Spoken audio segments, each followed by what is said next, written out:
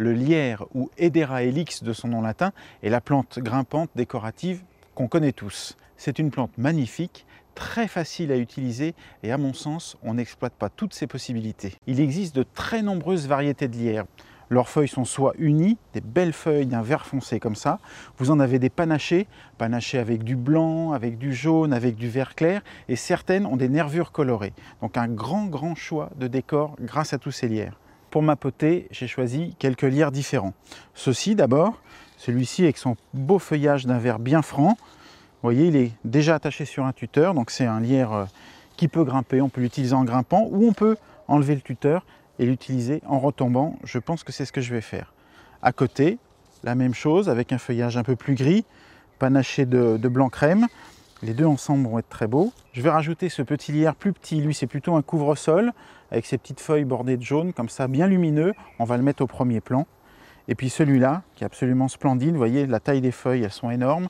Il est sans tuteur, il se tient déjà droit. Donc lui, je vais mettre juste devant le rosier. C'est vraiment une plante facile puisqu'il accepte à peu près toutes les expositions.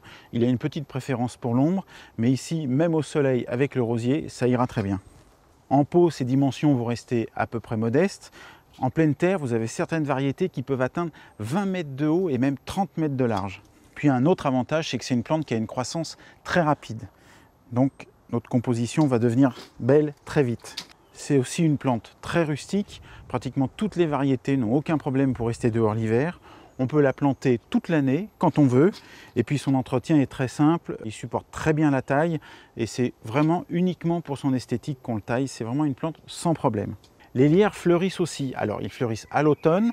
La floraison n'est pas très décorative. Ce sont des toutes petites fleurs blanc-jaune. Pas très intéressantes au niveau ornemental, mais les abeilles les adorent, elles sont très mellifères. Et puis certaines variétés vont ensuite faire des petites baies qui ne sont pas comestibles pour l'homme, mais que les oiseaux vont adorer et ils vont venir se nourrir l'hiver sur vos lierres. Le lierre a la particularité de s'accrocher tout seul sur son support.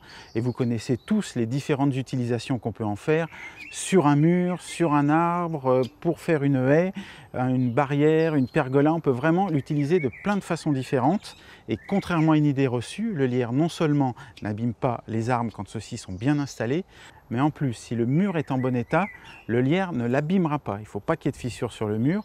Et là, vous aurez même non seulement un isolant thermique et phonique, mais le lierre absorbera l'humidité.